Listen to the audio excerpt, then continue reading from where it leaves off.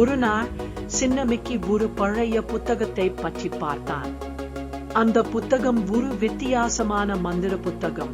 அதன் உள்ளே ஒளி புகுந்து மிக்கியின் பார்வையை மாறினார். மந்திர உலகில் பேச்சு பேசும் மரங்கள் மற்றும் அழகாக பாடும் பறவைகள் உள்ளன.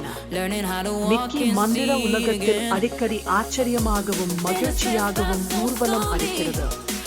அந்த உலகம் மகிழ்ச்சியால் நிரம்பியிருந்தாலும் தேவதை கூறுகிறது, மிக்கி, மந்திர நட்சத்திரம் மறைந்து சென்றுவிட்டது. இதனால் எல்லோரும் சோகத்தில் உள்ளனர். அதன் பின்பு மிக்கி துணிவுடன் நட்சத்திரத்தை கண்டுபிடிக்க ஒரு பயணம் மேற்கொள்கிறார்.